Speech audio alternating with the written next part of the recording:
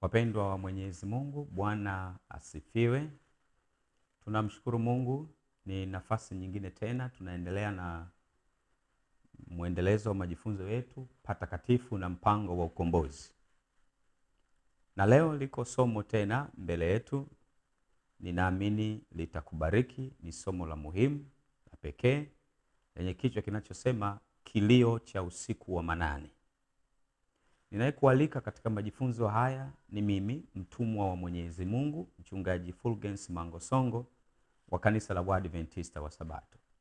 Na kabla tujaendelea, nikualike tuombe.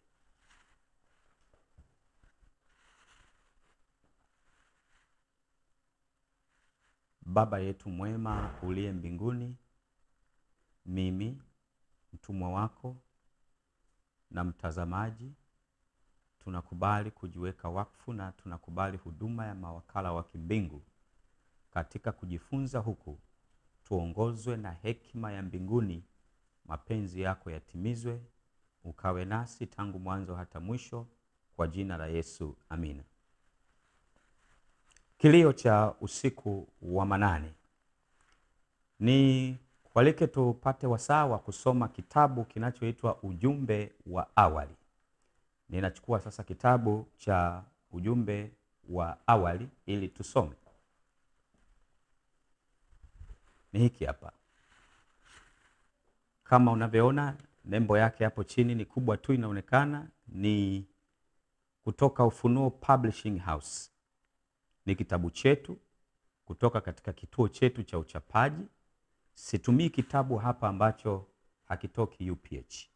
Kazi yangu tu ni kukuonesha katika vitabu vyetu tulivyo navyo, wapi utapata nini, kina maana gani katika kujifunza. Kwa hiyo katika kitabu hiki cha Ujumbe wa Awali, tafsiri kutoka kwa Earl Writings, na ni toleo la 2023, UPH 2023, ukurasa 347. Ukurasa 347 ninasoma. Ujumbe wa malaika wa pili ulitangazwa kwa mara ya kwanza mapema katika majira ya joto ya 1844 katika wito kwa waumini wa marejeo kutoka nje ya makanisa yaliyo kwa majina tu, ambayo yalikuwa yamekataa tangazo la ujumbe wa malaika wa kwanza. Ujumbe wa malaika wa pili kwa mara ya kwanza. Yaani leo tunazungumza ujumbe wa malaika wa kwanza, ujumbe wa malaika wa pili. Kama tulivyoona kwa somo lililotangulia, ujumbe wa malaika wa kwanza ulihubiriwa katika kipindi hicho cha 1842 mpaka 1843, hapo wakiwa na matarajio ya kuja kwa Yesu 1843, na ilikuwa ni makusudi ya Mungu na ilikuwa ni ujumbe wa Mungu. Baada ya hapo sasa tunaanza kuona ujumbe wa malaika wa pili. Sasa ujumbe huu wa malaika wa pili ulianza kuhubiriwa lini? Ulianza kuhubiriwa katika majira ya joto ya mwaka 1844 kwa mara ya kwanza. Na ujumbe huu wa malaika wa pili ndio ule tunaopata katika kitabu cha Ufunuo sura ya 14 mstari wa 8. Angalia kwenye skrini yako hapo, unaliona hilo fungu. Tusome kwanza hilo alafu tuendelee. Ufunuo 14:8 imeandikwa, kisha mwingine malaika wa pili akafuata akisema, umeanguka umeanguka Babeli, mji ule ulio mkubwa, maana ndio uliowanywesha mataifa yote mvinyo ya ghadhabu ya uasherati wake. Huu ndio ujumbe wa malaika wa pili. Sasa narudi hapa sasa kwenye ukurasa wa 347 naposoma kitabu hiki. Ujumbe wa malaika wa pili ulitangazwa kwa mara ya kwanza mapema katika majira ya joto ya 1844 katika wito kwa waumini wa marejeo kutoka nje ya makanisa yaliyo kwa majina tu, ambayo yalikuwa yamekataa tangazo la ujumbe wa malaika wa kwanza. Yaani ujumbe wa malaika wa kwanza ulipokataliwa, nakumbuka katika somo lililopita la saa ya hukumu yake imekuja, miongoni mwa waliokataa ujumbe wa malaika wa kwanza walikuwa ni wachungaji, tena walikuwa wengi, na ndio hao wakaongoza watu kukataa ujumbe wa malaika wa kwanza.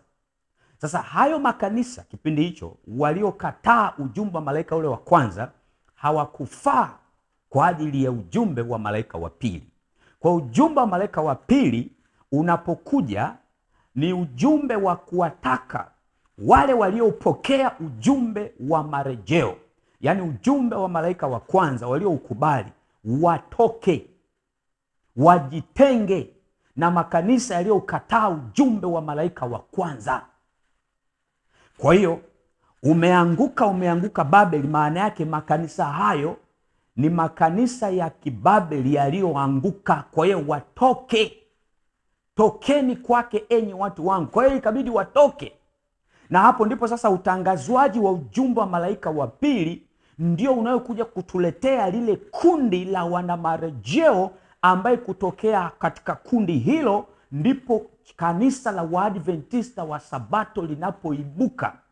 Ni baada ya watu kujitenga kutoka kwa yale makanisa yaliyokataa ujumbe wa malaika wa kwanza, wakabaki kama wana marejeo walioamua kushikilia ujumbe wa malaika sasa wa pili. Tumaini lao limefufuka tena baada ya kukatishwa tamaa kule kwa mara ya kwanza 1843 Yesu akutokea, wakatiwa shime tena, wakaamka tena kwa ajili ya utangazwaji wa ujumbe wa malaika wa pili. Na kwa sababu makanisa yale yalikuwa yamekataa ujumbe wa malaika wa kwanza, hakukuwa na namna kushikamana nao, ilibidi wajitenge, na wakabaki sasa kundi hili la waliojitenga kutoka kwenye mifumo ya makanisa yaliyokataa ujumbe wa malaika wa kwanza. Kundi hili sasa likawa linaongozwa na Mungu mwenyewe. Kwa hiyo huo ndio ujumbe wa malaika wa pili, na ndicho kilichotokea, na historia hii tunapaswa kuifahamu. Tunapaswa kuifahamu. Narudi tena kwenye kitabu, naendelea kusoma.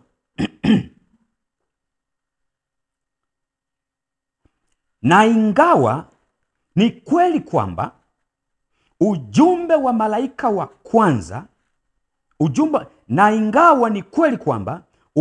wa malaika wa pili unaendelea kuwa ukweli wa sasa, kulikuwa na kilele cha kufunga ujumbe wa malaika wa pili mara tu kabla ya Oktoba 22, 1844. Kwa hapa nasema ujumbe wa malaika wa pili ulikuwa na kilele chake ilipofika Oktoba 22, 1844. Kuanzia pale mpaka huku mwisho ndicho kipindi cha ujumbe wa malaika yule watatu. Na kwa sababu jumbe hizi zimeshikamana, kwa hiyo ujumbe wa malaika wa kwanza, ujumbe wa malaika wa pili, ujumbe wa malaika wa tatu unakwenda sambamba. Hakuna ujumbe wa malaika wa tatu bila wa pili na bila wa kwanza. Kwa hiyo kipindi cha kutangazwa ujumbe wa malaika wa tatu ndicho kipindi ambacho jumbe zote hizi tatu zinatakiwa zitangazwe. Kwa hiyo kabla ya sasa kabla ya sisi kusema ni ukweli wa sasa, lakini kulikuwa na kipindi ambacho ujumbe wa malaika wa pili ulifikia kilele chake. Ndipo ukaanza sasa ujumbe wa malaika wa tatu baada ya Oktoba 22, 1844. Kwa hiyo kilele chake mapema mwanzoni kilikuwa ni kabla tu ya Oktoba 22, 1844. Wakati ujumbe wa malaika hawa watatu unapojulikana wazi mbele ya ulimwengu tena kabla ya ujio wa pili wa Kristo. Malaika wa Ufunuo 18 anajiunga katika tangazo la malaika wa pili katika ujumbe kwamba umeanguka Babeli, tokeni kwake enyi watu wangu.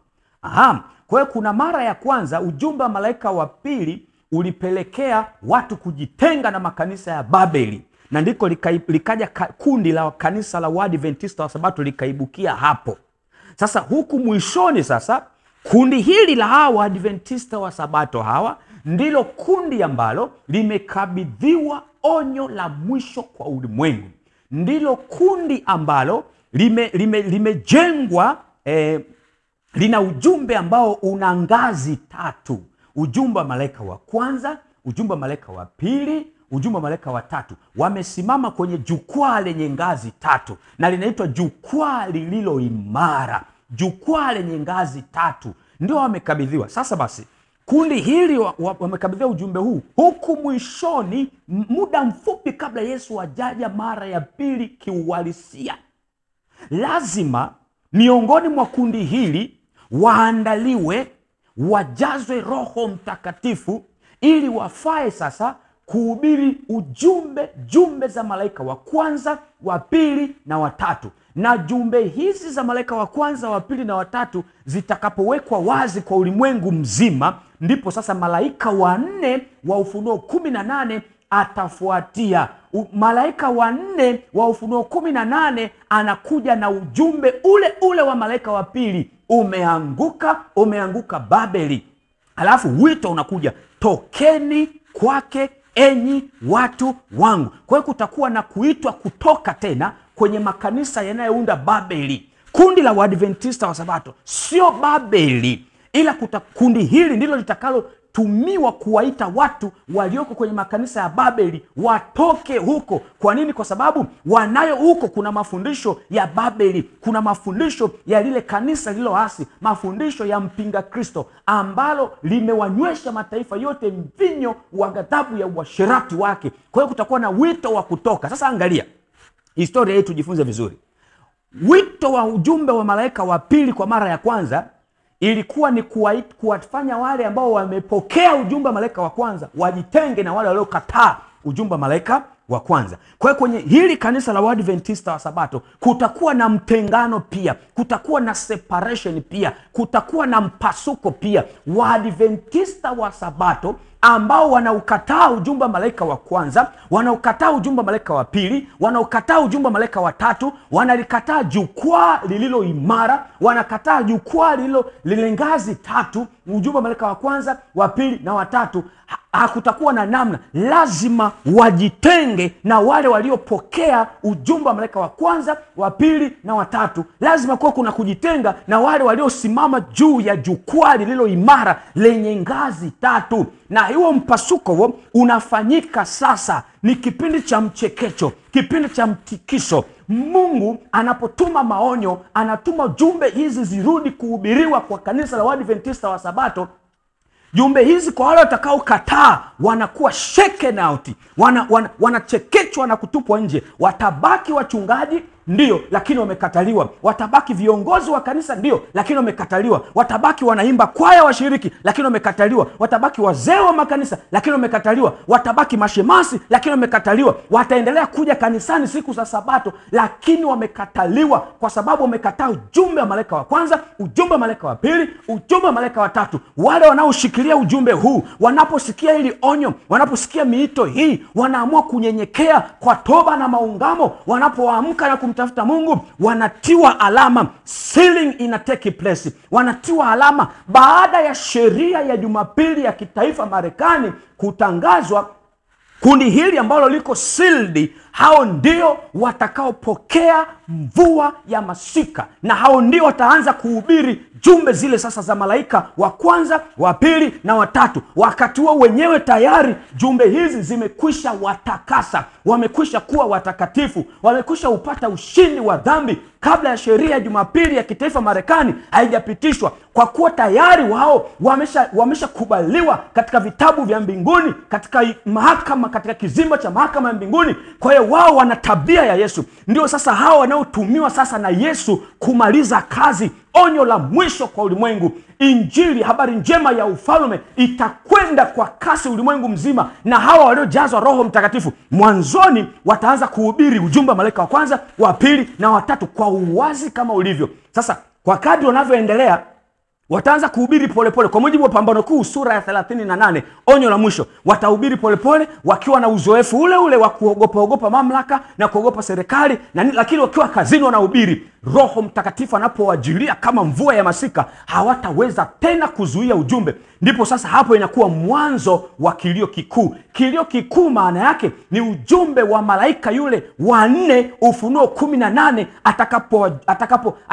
kazi itakaposukumwa kwa nguvu na Roho Mtakatifu. Yaani ujumbe hautakuwa wa kuficha tena, wa kubembeleza tena, utakuwa wa wazi. Ndiko inaitwa kilio kikuu. Kwa hiyo ujumbe wa malaika watatu utageuka na kuwa kilio kikuu. Hii ndiyo habari ya msingi wa imani yetu. Huo ndio unaitwa ukweli wa sasa. Bwana asifiwe. Kwa lazima tujue historia yetu. Sasa basi, mpasuko utakaye kuja kwenye kanisa la Sabato, wale watakao kubaliwa, lazima jumbe za malaika wa kwanza, wa pili, wa tatu ziwalete patakatifu, wapitie uzoefu wa chumba cha kwanza, uzoefu wa kuwa watakatifu, waishinde dhambi, ili wawe na uwezo wa kumfuata Yesu katika chumba cha pili cha patakatifu pa patakatifu. Kwa hiyo jumbe hizi zinatuongoza ama zinatuleta kwenye chuki dhidi ya dhambi, zinatuongoza na kutuleta kwenye kutazama na kuangalia utakatifu wa Mungu na kutafuta haki ya Kristo, kuhesabiwa haki bure kwa imani, ili tupewe neema, tupewe nguvu na rehema za kuishinda dhambi. Kwa hiyo Waadventista watakaopuuza, Waadventista watakaodharau maonyo haya, watakaopuuza, wataachwa gizani. Wataachwa gizani maana yake watakuwa chini ya udhibiti wa shetani, na ni lazima watapokea alama ya mnyama. Lazima watapokea alama ya mnyama. Tasoma kitabu cha ujumbe wa awali, ukurasa wa 273, 274 na 275. Hiki hapa nimekishika mkononi, bado ninacho. Ujumbe wa awali, ukurasa 273, 274 na 275. Nabii anasema hivi: wakati makanisa yalipokataa kuupokea ujumbe wa malaika wa kwanza, walikataa nuru kutoka mbinguni na wakaanguka kutoka katika neema ya Mungu. Walitumaini kwa nguvu zao wenyewe, na kwa kupinga ujumbe wa malaika wa kwanza walijiweka mahali ambapo hawakuweza kuona nuru ya ujumbe wa malaika wa pili. Na ndio maana ujumbe wa malaika wa pili ulipohubiriwa ulikuwa ni wito wa wale waliopokea ujumbe wa malaika wa kwanza kujitenga na makanisa ya Babeli. Na ujumbe huu ulikuwa ni ndio ujumbe wenyewe kabisa, umeanguka Babeli. Na ilipaswa sasa watoke kwake, maana hawatakiwi tena kujikushika kilicho kichafu, kilicho najisi. Kumbuka, jumbe za malaika wa kwanza, wa pili na watatu ni jumbe zinazowaongoza watu kwenye kujitakasa, kuwa watakatifu, kuishinda dhambi. Wanaokataa jumbe hizi, maana yake wanakuwa wachafu, wananajisika. Kwa lazima kilicho kitakatifu kitengwe na kilicho kichafu. Kwa hiyo ujumbe wa malaika wa pili ulikuwa ni wito wa wale waliopokea ujumbe wa malaika wa kwanza wajitenge, na kweli kulikuwa na separation. Walijitenga kutoka kwenye makanisa yao ya awali, yale makanisa yaliyokataa ujumbe wa malaika wa kwanza. Kitendo cha kukataa ujumbe wa malaika wa kwanza yakawa yameanguka chini ya mivuto na mafundisho ya Babeli. Ujumbe wa malaika wa pili ukahubiriwa na wale ambao waliupokea ujumbe wa malaika wa kwanza. Liko funzo: hakuna Mwadventista atakayeshiriki burudisho lile la kuwako kwake Bwana, yani mvua ya masika, ikiwa Mwadventista huyo hauishi ujumbe wa malaika wa kwanza, hauishi ujumbe wa malaika wa pili, hauishi ujumbe wa malaika wa tatu. Au Mwadventista yeyote anayekataa jumbe hizi tatu, au mchungaji yeyote, kiongozi yote wa kanisa anayepinga jumbe hizi, ukweli wa sasa, hata kama haufundishi na kwa maana yake haujui ukweli wa sasa, hawataweza kusimama kutumiwa na Mungu. Na ndio maana shetani anapambana kuwafanya Waadventista wa Sabato wasielewe ukweli wa sasa ni nini. Na ndio maana siku hizi makanisani mwetu hakuna ukweli wa sasa. Mafundisho yanafanyika ndio, majuma ya uamsho yanafanyika ndio, mikutano na makambi yanafanyika, lakini hakuna uamsho wowote wa kiroho. Kwa nini? Kwa sababu ukweli wa sasa haupo mahali popote. Ukweli wa sasa ulipohubiriwa, ujumbe wa malaika wa kwanza ulileta uamsho na matengenezo. Watu walilia machozi wakijutia dhambi zao, waliamshwa. Jumbe hizi zimefungamana na nguvu ya Mungu ya uhuisho. Jumbe hizi zimefungamanishwa na nguvu ya Mungu ya kuokoa. Ujumbe wa malaika wa pili ulipohubiriwa, watu walibubujikwa na machozi, walijitoa kwa toba na maungamo. Ujumbe wa malaika wa tatu utakapohubiriwa pia, lazima watu walie machozi kwa sababu ya dhambi zao. Jumbe za malaika wa kwanza, jumbe za malaika wa pili, jumbe wa malaika wa tatu lazima ziambatane na nguvu ya Mungu ya kuuisha. Kwa nini leo hakuna uamsho kwenye makanisa yetu? Kwa nini ibada zimepoa? Kwa nini Waadventista wanashikilia dhambi? Kwa nini uovu unaendelea? Kwa nini siasa zinaendelea kwenye kanisa letu? Kwa nini wachungaji wanachafuana? Kwa nini wachungaji wanaanikana kwenye mitandao ya kijamii? Kwa nini wachungaji wanapambania vyeo na madaraka? Ni kwa sababu tumeshuka kwenye jukwaa lililo imara, jukwaa la ngazi tatu. Ujumbe wa malaika wa kwanza, ngazi ya kwanza. Ujumbe wa malaika wa pili, ngazi ya pili. Ujumbe wa malaika wa tatu, ngazi ya tatu. Jukwaa hili lilijengwa na Mungu mwenyewe.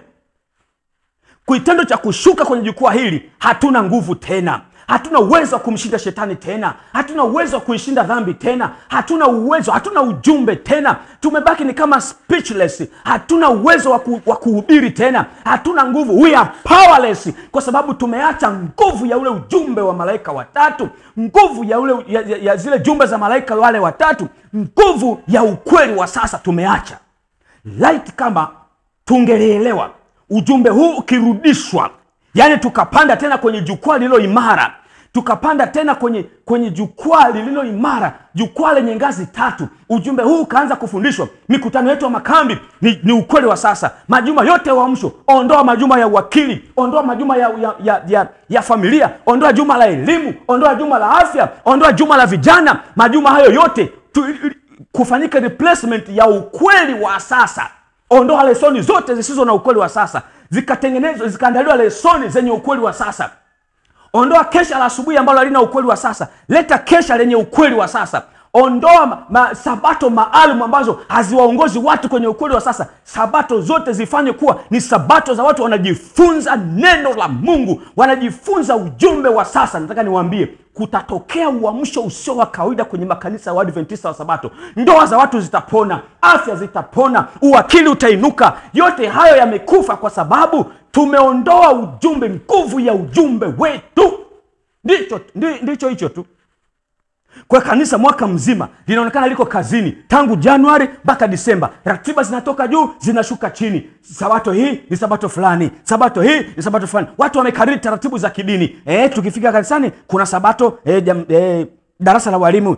Alafu tunaingia dakika 15 za uimbaji. Tukitoka hapo tunaingia shule ya sabato mezani. Tukitoka hapo tunajadili lesoni, matangazo ya mzee wa kanisa, hubiri. Na hubiri lenyewe sio ukweli wa sasa. Watu wanakuja wakiwa wakavu, wakiwa wachovu, wakiwa wamebomoka, wameharibika, wamegalagazwa na shetani, hawana nguvu, they are powerless. Wanatoka kanisani, wanarudi nyumbani, they are powerless. Kwa nini? Kwa sababu nguvu ya ujumbe wa ukweli wa sasa imeibwa na shetani. Shetani ametafuta kuchukua nguvu yake. Biblia, roho nabii anatuambia shetani ametafuta kwa muda mrefu, hatua kwa hatua, kuiba nguvu ya ujumbe huu. Na kusema ukweli, ametuibia ujumbe wetu. Tumebaki tu hatuna chochote. Ujumbe wetu umeibwa, na ndio maana tuna hali mbaya ya kiroho. Mshiriki yeyote, mchungaji yeyote anasikia ujumbe huu, kiongozi yeyote wa kanisa, rudi kwenye jukwaa lililo imara. Panda tena kwenye jukwaa lenye ngazi tatu. Turudishe ujumbe wetu. Anza kujifunza ukweli wa sasa. Utaona badiliko kwenye maisha yako wewe mwenyewe. Utaona badiliko kwenye mahubiri yako. Utaona badiliko kwenye mafundisho yako. Wala usihangaike. Hata wewe unaweza ukahubiri, ukafundisha na watu wakabarikiwa, wakabubujikwa na machozi, wakamrudia Mungu. Lakini sharti ni hili, wahubiri watu ujumbe wa sasa. Ukweli wa sasa ni nini? Kitabu hiki hapa ukurasa wa 96 inasema mada kama vile patakatifu katika uhusiano na 2300, alafu amri za Mungu na imani ya Yesu. Hapo inataja ujumbe wa malaika wa kwanza, wa pili na wa tatu. Anasema niliona mara kwa mara. Hizi ndizo mada kuu ambazo wajumbe wanapaswa kuzielezea sana. Shetani ametuibia ujumbe wetu, na huu ujumbe ndio shetani anauogopa. Ujumbe huu ndio unaobomoa ufalme wa shetani. Ujumbe huu ni tishio kwa shetani. Kanuni ya kivita ni kwamba muwai adui yako kabla hajakuwai, mmalize adui kabla hajakumaliza. Kwa shetani amepractice vizuri kanuni hii ya kivita, ametumaliza ili tusio na nguvu ya kumaliza. Kwa hiyo wakati ule kulikuwa na kujitenga kutoka kwenye mifumo ya makanisa yaliyokataa ujumbe wa malaika wa kwanza, wakati ujumbe wa malaika wa pili unahubiriwa. Huku mwishoni tunapoingia kwenye kipindi cha onyo la mwisho, ambapo ni kuhubiriwa kwa jumbe za malaika watatu, wa kwanza, wa pili na watatu, kutapelekea watu kujitenga na mfumo wa kanisa la Waadventista wa Sabato. Baada ya sheria ya Jumapili kutangazwa ya kitaifa Marekani, wale waliopokea jumbe za malaika wa kwanza, wa pili na watatu wakiwa wamejazwa Roho Mtakatifu watajazwa mvua ya masika. Kwanza wamejazwa Roho Mtakatifu mvua ya vuli, watajazwa Roho Mtakatifu mvua ya masika. Hawatabaki kwenye mfumo tena, na Mungu atakuwa ameuacha mfumo. Atashughulika na hawa watu wachache waliopokea ujumbe wake, na atauangazia ulimwengu kwa nuru tena kutoka mbinguni. Kasome roho ya unabii, kachunguza unabii, utagundua ya kwamba hicho nachokuambia ni hakika. Usijidanganye ya kwamba eti mfumo huu wa kanisa la Waadventista wa Sabato, huu mfumo wetu, eti ndio utamaliza kazi ya Injili. Mathayo 24:14, ile siku ndipo ule mwisho utakapokuja. Lazima kwanza habari njema ya ufalme ihubiriwe kwa mataifa yote, ndipo ule mwisho utakapokuja. Hujaelewa. Hapo ni ujumbe wa malaika watatu ambao hautahubiriwa na mfumo wa kanisa, kwa sababu mfumo wa kanisa umeacha ujumbe wa malaika watatu. Hata kama viongozi wanasema malaika watatu, jiulize, kama wanausema ujumbe wa malaika watatu, wanamaanisha jumbe za malaika watatu, kwa nini zinakuja lesoni ambazo hazina ujumbe wa sasa? Kwa nini? Kwa nini bado analetwa majuma ya uamsho ambao sio ujumbe wa sasa? Ndio uelewe ya kwamba wanachokizungumza mdomoni hakitoki moyoni, na yumkini pengine hawajaelewa wanachokifanya. Shetani amewapiga upofu, na hii ni kwa sababu ya kupenda vyao na madaraka. Wanapiga kampeni, wanamsahau Mungu, wanasahau fadhila waliopewa na Mungu na kazi nzito takatifu ya kusimama kati ya uzima na mauti, kuwaleta watu kwenye jukwaa lililo imara. Wanasahau. Shetani anawapiga upofu, anawaongoza kushuka kwenye jukwaa lililo imara. Hawaelewi maskini. Ujumbe malaika wa kwanza, wa pili na watatu, kwa wachungaji walio wengi wanatamka mdomoni. Maana yake nini wa ujumbe? Kwa nini kwenye mafundisho yako sasa hizo jumbe hatuzioni? Kwa nini kwenye maisha yako mwenyewe hatuzioni hizo jumbe ukiziishi? Jumbe za malaika watatu lazima zimlete mtu kwenye utakatifu. Unawezaje wewe ukaufundisha ujumbe malaika wa kwanza, wa pili na watatu wakati unapiga kampeni uwe kiongozi? Wewe kweli dhambi imekoma kwenye maisha yako? Hapo tu sinatuambia kama ndani yako kumejaa ubinafsi. Kwa nini unataka wewe uwe kiongozi? Huo si ni ubinafsi? Na ubinafsi ndio shina la dhambi zote. Lazima itaenda sambamba na kupenda pesa. Lazima itaenda sambamba wakati mwingine na uasherati, sambamba na ushirikina. Siasa ni chafu tu siku zote. Ni mchezo mchafu, iwe kanisani iwe duniani. Siasa haijawahi kuwa mchezo msafi. Ni mchezo mchafu. Na cha kushangaza, wa Sabato siku hizi wanabariki mchezo mchafu eti unakuwa mchezo msafi. Hakuna. Siasa ni siasa, na hiyo ni mbinu ya shetani ya kuwaondoa wa Sabato kwenye jukwaa lilo imara, washughulike na mambo ya dunia hii, wamsahau Mungu na uzima wa milele. Hao ndio ukweli wote. Haiwezekani jumbe hizi zitulete kwenye uzoefu wa chumba cha kwanza cha patakatifu katika ushirika na Yesu, eti tuishinde dhambi wakati tunapambania madaraka. Hakuna. Hicho kitu ni uongo. Haiwezekani. Haiwezekani.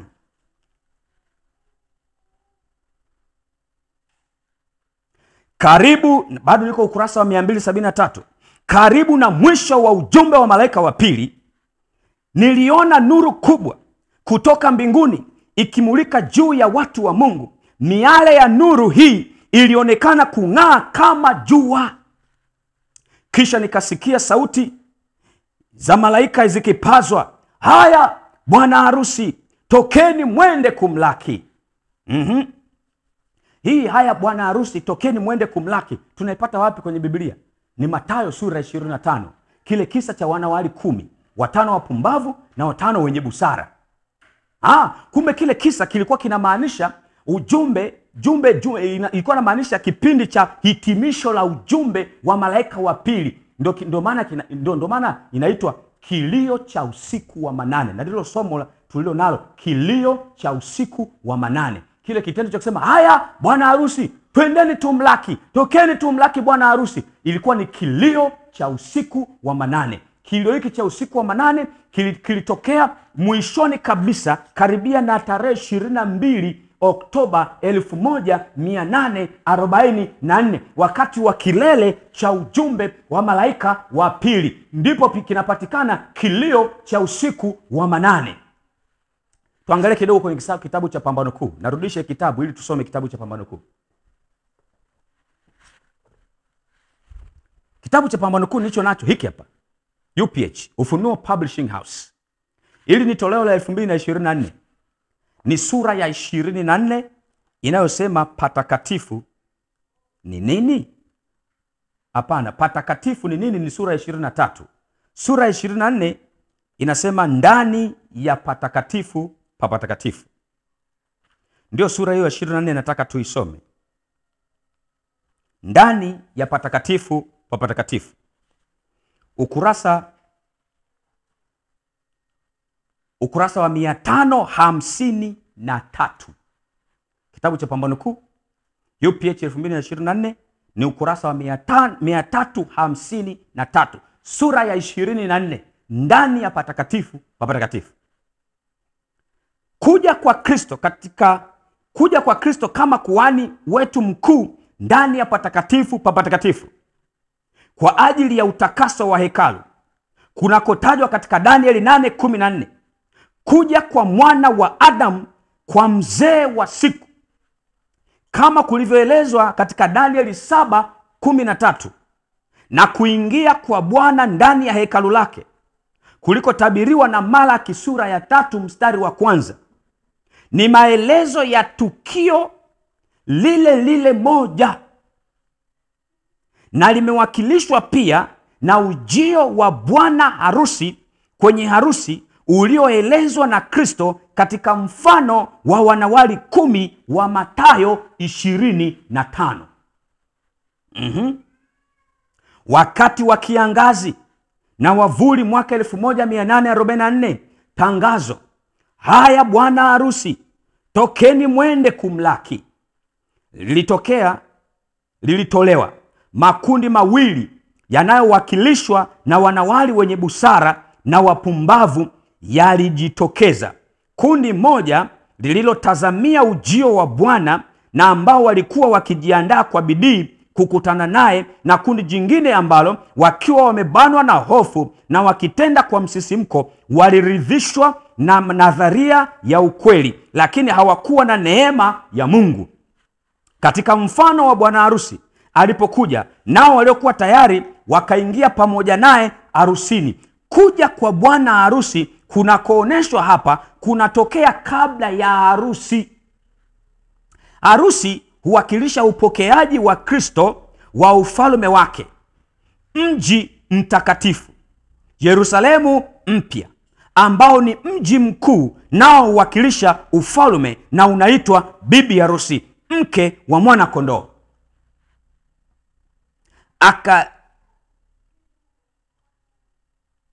Katika Ufunuo, watu wa Mungu wanasemekana kuwa ni wageni katika karamu ya harusi. Ufunuo 19 mstari wa 9. Ikiwa ni wageni, hawawezi tena kuwakilisha bibi harusi. Kristo, kama ilivyoelezwa na nabii Danieli, atapokea kutoka kwa mzee wa siku mbinguni mamlaka na utukufu na ufalme. Ataupokea Yerusalemu mpya, mji mkuu wa ufalme wake ambao umewekwa tayari. kama bibi harusi aliyekwisha kupambwa kwa mumewe.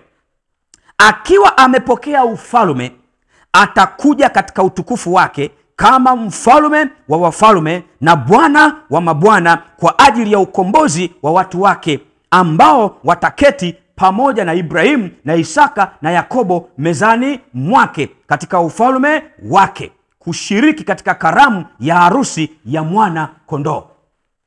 Sasa ngoja nieleze kidogo. Kilio cha usiku wa manane ni tukio lililotokea mwishoni mwa ujumbe wa malaika wa pili. Kilio hiki cha usiku wa manane kinawakilishwa na ile tukio la bwana harusi. Haya, tokeni, bwana harusi tumlaki. Tukio hili la kumlaki bwana harusi katika Mathayo sura 25, kisa cha wanawali 10, 5 wapumbavu, 5 wenye busara, ndio tukio lile lile linaloelezwa na Malaki sura ya 3 mstari wa 1, yani Bwana atalijia hekalu lake ghafla. Ndio tukio hilo hilo linaloelezwa na Danieli 7:13, mmoja mfano wa wanadamu akaletwa na mawingu ya mbingu mbele za mzee wa siku, akapewa ufalme na mamlaka na utukufu, na mamlaka na ufalme wake ni wa milele. Ndio tukio hilo hilo la kupatakasa patakatifu linalosemwa na Danieli 8 mstari wa 14, baada ya zile siku 2300 au miaka 2300. Ni tukio hilo hilo la kuhama kutoka chumba cha kwanza cha patakatifu na kuingia chumba cha pili cha patakatifu. Kitendo cha Yesu kuingia chumba cha pili, hapa ndipo alienda kupewa ufalme. Yesu alipewa ufalme tarehe 22 Oktoba 1844, lakini sio kwamba anakuja duniani sasa lazima amalizie kazi ya kupatakasa patakatifu, kuondoa dhambi katika vitabu vya kumbukumbu, na akimaliza hiyo kazi katika chumba cha patakatifu, ndipo atakapokuja sasa kama mfalme wa wafalme na Bwana wa mabwana, kwa sababu tayari ufalme amekabidhiwa. Kwa hiyo alikabidhiwa bibi harusi, Yerusalemu mpya, alipoingia mbele za mzee wa siku. Kwa hiyo alipokwenda kukabidhiwa sasa, ilipaswa sasa wale watakatifu wake waliohubiri ujumbe wa malaika wa pili wamfuate pale alipoingia. Harusi hiyo ilikuwa inafanyikia mbinguni wakati anapewa bibi harusi, anakabidhiwa mji mtakatifu. Atakapokuja mara ya pili, anakuja kutuchukua sisi tulioalikwa harusini, sasa twende tukasherekea ufalme wake. Ndio maana yake. Ngoja nisome hapa kidogo. Ukurasa 354, Pambano Kuu. Tangazo: haya bwana harusi, tokeni mwende kumlaki. Katika kiangazi cha 1844 lilisababisha maelfu ya watu kutarajia ujio wa haraka wa Bwana, kwa kuwa kwa wakati uliopangwa bwana harusi alikuja, sio duniani kama watu walivyotarajia, bali kwa mzee wa siku mbinguni, harusini karamu ya ufalme wake. Nao waliokuwa tayari wakaingia pamoja naye harusini, mlango ukafungwa. Ujumbe malaika wa kwanza ulipotolewa, waliokataa ujumbe, mlango ukafungwa. Waliokubali wakakubaliwa. Waliokataa, mlango ukafungwa kwao, wakapotea kwenye giza la yule mwovu. Ujumbe malaika wa pili, waliokataa wakafungiwa. Walio tayari wakaingia na Bwana harusini. Sasa hiyo harusi kwa kuwa ifanyiki duniani, wasingeweza kumfuata physical, kimwili. Ilipaswa wamfuate kwa imani kule aliko. Ilipaswa wafahamu yuko wapi na anafanya nini, na hapo nuru ya patakatifu ilitakiwa ifunuliwe wazi. Na ndio sasa ilipofahamika, ikaeleweka, kumbe kuna hekalu mbinguni. Ametoka chumba cha kwanza, ameingia chumba cha pili. Kwa hiyo tunatakiwa tumfuate kwa imani kule aliko. Kwa hiyo tunatakiwa tupate ushindi kamili wa dhambi, tuwe na uzoefu wa patakatifu, tukiwa na ushirika binafsi na Yesu. Hapo ndipo msingi wa kanisa la Waadventista wa Sabato ulipojengwa. Na baada ya hapo ndipo tunatakiwa tuhubiri ujumbe wa malaika yule watatu. Lakini kwa kuwa jumbe hizi zimeshikamana, ujumbe wa malaika watatu hautaenda peke yake, utaenda sambamba na ujumbe wa malaika wa pili na malaika wa kwanza. Hilo ndilo jukwaa lililojengwa na Mungu, jukwaa lililo imara, jukwaa lenye ngazi tatu: ujumbe wa malaika wa kwanza, ujumbe wa malaika wa pili, ujumbe wa malaika wa tatu. Na hapo ndipo tunapata ukweli wa sasa. Ukweli wa sasa unapatikana kwenye mada hii ya patakatifu. Patakatifu katika uhusiano na 2300 ndipo ujumbe malaika wa kwanza unapatikana hapa. Ujumbe malaika wa pili unapatikana hapa. Ujumbe malaika wa tatu unapatikana hapa. Huo ndio msingi wa imani yetu, na huo ndio unaitwa ukweli wa sasa. Hicho ndicho chakula ambacho Waadventista wanatakiwa wajilishe, wanatakiwa walishwe, wanatakiwa wahubiriwe, wanatakiwa wafundishwe, na huo ndio ujumbe unatakiwa uende ulimwengu mzima. Na jumbe hizi zinapohubiriwa huwa zinaandaa watu kwa marejeo ya Yesu mara ya pili.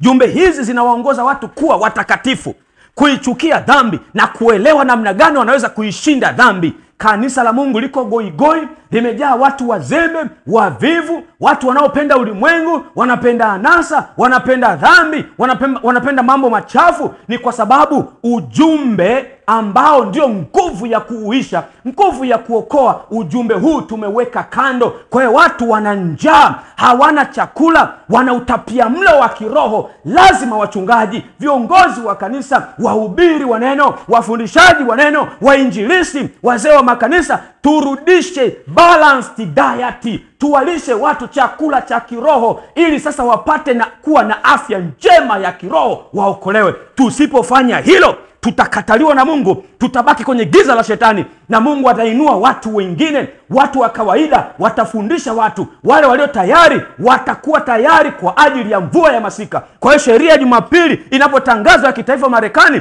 wao wataendelea kusimama imara, hawatatetereka na hawatapokea alama ya mnyama. Wasabato watakayokataa watapotea, wachungaji watakayokataa watapotea. Na kusema ukweli ni kwamba mara zote wachungaji waliopoteza watu. Kwenye ujumbe malaika wa kwanza, wachungaji waliopoteza watu. Ujumbe malaika wa pili, wachungaji waliopoteza watu. Na ujumbe huku mwishoni, tunapofunga historia ya ulimwengu huu, wako wachungaji watakaopoteza watu. Kwenye kanisa la Waadventista wa Sabato na makanisa mengine ya kibabeli, watawapoteza watu. Yaani haiwezekani pambano kuu likakosa watu. Chagua leo kumfuata Mungu na neno lake. Rudi ukajilishe, ukasome, ukajifunze ujumbe wa sasa, ukweli wa sasa. Uelewe msingi wa imani yako kama Mwadventista Msabato. Ujue tumefika wapi katika historia ya kinabii na tunapaswa kufanya nini. Ujue unapaswa kujilisha nini. Ujue unapaswa ufanye nini sasa. Ni ukweli wa sasa. Ukweli wa sasa ni nini? Kitabu cha Early Writings 63 paragrafu ya kwanza na ya pili, ujumbe wa awali. Nimetoka kukisoma hapa, ukurasa wa 96, UPH 2023. Tunaambia ukweli wa sasa. Mada kama vile patakatifu katika uhusiano na 2300, patakatifu katika uhusiano na 2300, pamoja na amri za Mungu na imani ya Yesu. Hiyo ni Ufunuo 14:12. Ufunuo 14:12 ndio hitimisho la ujumbe wa malaika watatu. Maana yake mada kama vile patakatifu katika uhusiano na 2300, ujumbe wa malaika wa kwanza, ujumbe wa malaika wa pili, ujumbe wa malaika wa tatu, ndio unaitwa ukweli wa sasa. Nabii anasema niliona kwamba mada hizi ndizo ambazo wajumbe wanapaswa kuzielezea sana. Lakini sababu ni nini? Nabii anasema Shetani alisababisha wajumbe wakimbie kutoka kwenye mada za ukweli wa sasa, wakimbilia mambo mengine. Na ndio maana majuma yote ya uamsho hakuna ukweli wa sasa. Eti juma zima la uamsho linalenga kukusanya pesa kwa ajili ya majengo. Unajenga gorofa la kumalizika miaka 20 ijayo. Iko wapi? Pesa zinakusanywa, watu wanakamuliwa kujenga majengo ya kifahari. Image change. Tunabadilisha image gani wakati dhambi zimetutawala? Hatuna tumaini la uzima wa milele. Image change, lazima tuchukue sura ya Yesu, sio muonekano wa nje. Dini ya muonekano wa nje huwa ni dini iliyofungamana na shetani. Dini ambayo ni ya Yesu huwa haina muonekano wa nje popote pale. Tangu wakati wa mitume, watu watakatifu walionekana ni watu wasio na fahari yoyote ya kidunia. Mwangalia Yohana Mbatizaji, alikuwa na fahari gani? Alikuwa anaishi wapi? Alikuwa analala wapi? Alikuwa anakula nini? Mavazi yake yalikuwaje? Mwangalie Yesu mwenyewe, alikuwa analala wapi? Anaishije? Mwangalie mitume wake. Kanisa linapoanza kutafuta fahari ya dunia hii, ni dalili ya kwamba limewacha ukweli wake, limeacha kazi ambayo Yesu amelikabidhi. Hizo ni sifa za makanisa ya Babeli. Tuachie makanisa ya Babeli, sio Waadventista wa Sabato. Wao wanatafuta fahari ya dunia hii, wanataka makanisa makubwa, wanataka mafahari ya dunia hii, wanajipamba kwa vito vya thamani. Haujasoma wewe Ufunuo 17? Yule kahaba mkuu anajipamba kwa vito vya thamani, lakini kumbe ni kahaba Babeli mkuu, mama wa makahaba. Kanisa la Mungu bikira safi haliwezi kupambwa na muonekano wa nje, lazima lipambwe na utakatifu wa ndani. Jukwaa lenye ngazi tatu, jukwaa lilo imara. Ujumbe wa malaika wa kwanza, wa pili na watatu ndio utakaowafanya Wasabato wawe watakatifu. Utawaleta Wasabato hapa kuelewa mchakato wa dhambi unaondolewaje ndani yetu, kuelewa patakatifu panatakaswa namna gani. Ndipo watakapoelewa chuki ya Mungu dhidi ya dhambi, lakini pia watauona upendo wa Mungu namna ambavyo amefanya vyote ili tuokolewe. Shetani anataka Wasabato wapotee, na Wasabato wakipotea amepata ushindi, kwa sababu waliotengwa katika dunia kama wabeba nuru ni Waadventista wa Sabato. Lakini kusudi la Mungu halitaanguka ndani ya mfumo ulioasi wa kanisa la Sabato. Ndani ya kundi hili la hawa wana marejeo ambao wengine ni marejeo feki, Waadventista bandia ambao wengine wameingizwa na shetani, ni mapandikizo ya shetani, wengine ni wachungaji na ni viongozi wetu. Pamoja na hivyo, wako waaminifu ndani ya kanisa hili ambao wanasimama kwa imeandikwa. Hawatatetereka, hawatarudi nyuma, hawatayumbishwa hata kama ikiwagharimu uhai wao. Watasimama na imeandikwa. Hao ndio ambao watajazwa mvua ya masika, ndio watakaotumiwa na Mungu kuhubiri onyo la mwisho kwa ulimwengu. Kwa nini usiwe wewe na kwa nini nisiwe mimi? Tuchague leo. Jiulize hivi, ukweli wa sasa ni nini? Upase kujifunza ukweli wa sasa. Rudi kwenye maombi, muulize Mungu. Vitabu hivi tunavyo, Pambano Kuu, kitabu cha ujumbe wa awali. Tafuta vitabu hivi na usome mwenyewe kwa maombi, na Mungu atakuangazia nuru itokayo mbinguni. Alafu simama na ukweli, usiangalie nani anasema nini. Mungu na atusaidie. Mungu na atusaidie. Tusimame kwa zamu yetu. Huu ni ujumbe mtakatifu, ni ujumbe wa onyo, ni ujumbe wa onyo. Waadventista wa Sabato tusiposikia, tambueni ya kwamba rehema inaanza kukoma kwa Wasabato. Tumekaribia sana utangazaji wa sheria ya Jumapili ya kitaifa Marekani. Vijana wa siku hizi wanasema tusijizime data. Hatuwezi kuacha kujifunza unabii wa Ufunuo 13. Ikiwa hapo tunaona kabisa kuna muungano wa wanyama wawili, upapa na Marekani. Mnyama wa kwanza kutoka baharini, mnyama wa pili kutoka nchi kavu. Dola na kanisa kuungana pamoja. Na tunaanza kuona ushirikiano uliopo kati ya upapa na taifa la Marekani. Tunaanza kuona namna ambavyo wanafanya harakati za kupitisha sheria ya Jumapili. Kwa nini tunajifanya tuyaone mambo haya? Ikitangazwa tu sheria ya Jumapili ya kitaifa Marekani, jueni ya kwamba rehema kwa Sabato itakuwa imeshafungwa. Unajua, kama Mungu angeruhusu wangekuwa wameshatangaza. Ni vile tu Mungu ameweka mkono wake mpaka kalenda yake itimie, ikamilike, amalizane na hukumu ya upelelezi kwa walio hai. Inaanza kwa Sabato. Ukisikia imepitishwa, ujue Mungu ameruhusu, kwa sababu tayari ameshamaliza hukumu kwa Sabato. Kundi moja ni la wale sasa ambao wamepokea ujumbe wa malaika wa kwanza, ujumbe wa malaika wa pili na ujumbe wa malaika wa tatu, na ujumbe huo umewatakasa, wameishinda dhambi, wamefunikwa kwa haki ya Kristo. Hao ndio watakuwa tayari kwa ajili ya kuhubiri onyo la mwisho kwa ulimwengu. Ataachana na wale wote ambao wamekataa ujumbe. Haijalishi ni msomi, haijalishi ni mchungaji, haijalishi ni kiongozi wa kanisa, haijalishi ana pesa, haijalishi ni hajasoma, amesoma, vyovyote vile, maadamu wamekataa jumbe zenye jukwaa lenye ngazi tatu, ujumbe wenye ngazi tatu, jukwaa lilo imara, ataachwa gizani. Atabaki na hili kundi la waaminifu, atawajaza mvua ya masika, na hatimaye atamaliza nao kazi. Atamaliza nao kazi. Mungu hatamaliza kazi na mfumo wa kanisa la Waadventista wa Sabato. Hiyo haipo, haijawahi kutokea popote. Mungu hakumaliza kazi na mfumo wa dini ya Kiyahudi. Alianzisha kundi jingine. Mungu hakumaliza kazi na makanisa, mifumo ya makanisa iliyokuwa wakati wa William Miller. Walikataa ujumbe wa malaika wa kwanza, wakaachwa. Wakakataa ujumbe wa malaika wa pili, wakaachwa. Wakakataa ujumbe wa malaika tutakao kataa ujumbe wa malaika wa tatu, tutaachwa pia. Atachukua waaminifu wachache Na nikwambie, wapo hao waaminifu, na Yesu anawajua, anawafahamu kwa idadi, anawafahamu kwa majina yao, anawafahamu kwa ndani na nje. Wanaendelea kumtafuta Mungu kwa bidii, ni mashujaa wa ibada binafsi, ni wana maombi ya dhati, wanauthamini ukweli wa sasa, wanakubali ya kwamba ujumbe wa miaka 6,000 ni ujumbe wa Mungu kabisa, unaotuonesha kwamba muda umeisha na Yesu amekaribia kurudi. Hakuna mahali jumbe hizi zilipotangazwa kwa nguvu bila kuhusianisha na ukaribu wa kuja kwa Yesu. Haipo. Kwa sababu jumbe hizi ndio zinaandaa watu kwa ajili ya kuja kwa Yesu. Kwa ujumbe wa miaka 6,000 unatuleta kuona kabisa umebaki muda kiasi gani, ili tukimbilie msalabani katika uzoefu wa chumba cha kwanza. Tutoke hapa tukiwa watakatifu, tutakaswe, tupitie uzoefu wa sanctification, kufanywa watakatifu, ndipo tuingie katika chumba cha pili kwa imani, tumfuate Yesu kule aliko. Kazi kwako mtazamaji. Unachagua ukweli wa Mungu ama unachagua hadithi za kubuni tu? Unachagua kusimama kwenye jukwaa lililo imara, jukwaa lenye ngazi 3, lililojengwa na Mungu mwenyewe? Mbunifu ni Mungu mwenyewe, mjenzi ni Mungu mwenyewe. Au unakubali kusikia porojo za shetani za kukuondoa kwenye hili jukwaa na unakubali kushuka?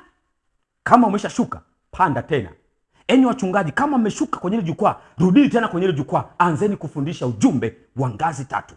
Anzeni kufundisha ujumbe ambao ni ukweli wa sasa. Mada kama vile patakatifu, katika uhusiano na 2300, ujumbe wa malaika wa kwanza, wa pili na wa tatu, ndio unaitwa ukweli wa sasa. Turudi kwenye hili jukwaa. Ninawaita enyi Waadventista wa Sabato mlioshuka kwenye hili jukwaa, rudini kwenye hili jukwaa lililo imara. Hili jukwaa ndio linatuhakikishia ili kuokolewa. Hapo ndipo tuna uhakika wa kuponya nafsi zetu, kuishinda dhambi. Tuna uhakika wa kusimama imara tukiwa tumejazwa na mvua ya masika. Watakaoshuka wote, watakaokataa wote jumbe hizi, watakaopinga maonyo haya, watapotea gizani. Mungu na atusaidie na atupe hekima na akili za kuzielewa nyakati kama wana wa Isakari. Tujue wapi tumefika katika historia ya kinabii na tunapaswa kufanya nini. Atupe akili za kuelewa mafunuo ya neno lake. Atupe uamsho, atufufue. Tuamke kiroho ndugu zangu. Tuamke, maana muda umeisha. Yesu anarudi na ni hakika kuja kwake kumekaribia. Tuamke. Mungu na atusaidie. Mungu atubariki kwa jina la Yesu. Amin. Na kabla hatujahitimisha, basi tuombe.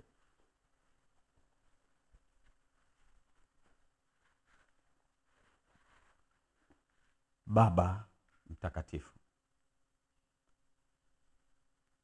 umetuandalia jukwaa lililo imara lenye ngazi 3. Hapo ndipo msingi wa imani yetu unapopatikana. Hakuna ujumbe mwingine utakao kuja katika ulimwengu huu isipokuwa jumbe hizi za malaika wa kwanza, wa pili na wa tatu. Baba mwema, mtoto wako yeyote aliyeshuka kwenye jukwaa hili, umsaidie arudi tena, asimame juu ya jukwaa hili lililo imara.